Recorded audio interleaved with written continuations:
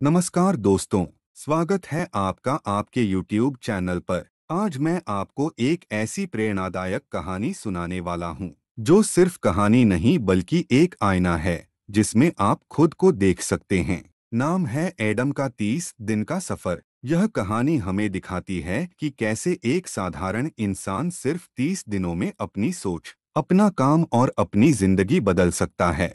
चलिए शुरू करते हैं। आरंभ एडम की रोजमर्रा की दुनिया, एडम्स डेली रूटीन। दोस्तों, एडम एक छोटा कैफे चलाता था। सुबह सुबह उठकर वही कॉफी मशीन चालू करना, वही गिने चुने ग्राहक, वही कमाई। दिल के अंदर एक सवाल हर रोज गूंजता, मेरा बिजनेस आगे क्यों नहीं बढ़ रहा? मैं कब तक यही करूंगा? यह सवाल उसके सपनों को धीरे धीरे दबा रहा था। लेकिन एक दिन सुबह की कॉफी बनाते हुए अचानक उसे लगा, अगर मैंने कुछ बदला नहीं तो मेरी जिंदगी भी नहीं बदलेगी। उसने तुरंत काउंटर के नीचे से एक पुरानी डायरी निकाली। पहले पन्ने पर बड़े अक्षरों में लिखा, मेरी सफलता के 30 दिन। यह सिर्फ एक लाइन नहीं थी, बल्कि एक वादा था खुद से, अपनी जिंदगी से। पहला सप्ताह, लक्ष्य और मानसिकता, एम मेंटालिटी। पहले सप्ताह में एडम ने खुद से बड़े सवाल पूछे। मैं सच में चाहता क्या हूँ? मेरा कैफे कैसा होना चाहिए? उसने अपने सपनों को कागज पर लिखा। उसने 5 साल बाद का एडम कल्पना किया, एक फेमस कैफे चेन का मालिक, खुश ग्राहक, व्यस्त स्टाफ। हर सुबह वह आईने में खुद को देखता और कहता, मैं कर सकता हूँ, मैं करूँगा। उसने स्मार्ट लक्ष्य बनाए, महीने में कितनी नई डिश, कितने नए ग्राहक, कितना प्रॉफिट। उसने अपने डर को पहचानकर डायरी में लिखा, मैं इन बाधाओं को पार करूंगा। 7वें दिन उसने अपनी समीक्षा की और महसूस किया, वाह, मेरे अंदर ऊर्जा आ गई है। यह सिर्फ बिजनेस नहीं, मेरी नई पहचान बनने जा रही है। दूसरा सप्ताह, अनुशासन और काम की आदतें, डिसिप्लिन। 8वें दिन एडम ने सबसे बड़ा बदलाव किया, समय प्रबंधन। उसने सोशल मीडिया की नोटिफिकेशन बंद कर दी। उसने हर घंटे की लिस्ट बनाई, सुबह नए ग्राहकों के लिए प्लान, दोपहर इन्वेंटरी चेक, शाम सोशल मीडिया प्रमोशन। बड़े लक्ष्य को छोटे हिस्सों में तोड़ा, मेन्यू सुधारना, नए ग्राहकों के लिए ऑफर, कैफे के डेकोर को अपडेट करना। हर काम पूरा होने पर खुद को छोटा इनाम देता, कभी चाय, कभी अपना पसंदीदा गाना। 2 हफ्तों बाद उसका काम करने का ढंग बदल चुका था। उसकी कैफे की दीवारें भी जैसे नई चमक लेने लगी थीं। तीसरा सप्ताह, रिश्ते और नेतृत्व, लीडरशिप। अब एडम ने तय किया कि सिर्फ प्रोडक्ट नहीं, बल्कि लोगों पर भी ध्यान देना है।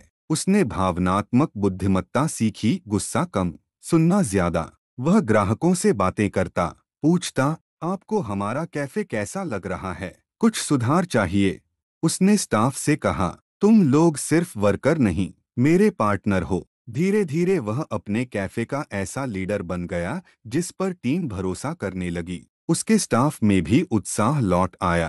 तीसरे सप्ताह के अंत में उसने महसूस किया, मैं सिर्फ कॉफी बेचने वाला नहीं, लोगों के लिए अनुभव बनाने वाला बन रहा हूँ। चौथा सप्ताह, संतुलन और स्थायी सफलता, सक्सेस। चौथे सप्ताह में एडम ने सीखा कि काम तभी टिकेगा जब शरीर और दिमाग साथ हों। उसने सुबह व्यायाम शुरू किया, सही खानपान अपनाया, फाइनेंस मैनेजमेंट शुरू किया। उसने कैफे की रचनात्मकता बढ़ाई, नए ड्रिंक्स, नए डिस्काउंट, नई सजावट के आइडिया। उसने छोटे छोटे रिस्क लिए, नए डिलीवरी पार्टनर बनाए, नए सोशल मीडिया कैंपेन चलाए। 7वें दिन उसने समाज सेवा की, अपने कैफे में मुफ्त खाना बांटा, बेघर लोगों को गर्म पेय दिए। उसे महसूस हुआ, सफलता केवल पाने में नहीं, देने में भी है। 30वें दिन की सुबह, 30वें दिन एडम ने अपनी डायरी खोली। पहले पन्ने पर लिखा था, मैं 30 दिनों में नया बनूंगा। उसने पिछले 29 दिन के नोट्स पढ़े और उसकी आंखों में चमक आ गई। अब वह आत्मविश्वासी था, समय का पाबंद था, रिश्तों में बेहतर था और अपने बिजनेस को लेकर उत्साहित था। उसे समझ आ गया, सफलता एक आदत है, न कि कोई इवेंट। यह 30 दिन उसकी जिंदगी के सबसे बड़े 30 दिन थे। कहानी का संदेश। दोस्तों, एडम की कहानी हमें बताती है कि अगर हम रोजाना 30 से 60 मिनट खुद और अपने काम पर लगाएं, अपने लक्ष्य स्पष्ट करें, अनुशासन बनाएं, रिश्तों में सुधार करें, स्वास्थ्य व संतुलन बनाएं, तो हम भी अपनी जिंदगी और बिजनेस को नई दिशा दे सकते हैं। Call to action. दोस्तों, कैसी लगी आपको एडम का 30 दिन का सफर की यह प्रेरणादायक कहानी? अगर अच्छी लगी हो तो वीडियो को लाइक और शेयर जरूर करें और ऐसे ही मोटिवेशनल कंटेंट के लिए चैनल को सब्सक्राइब करें। धन्यवाद।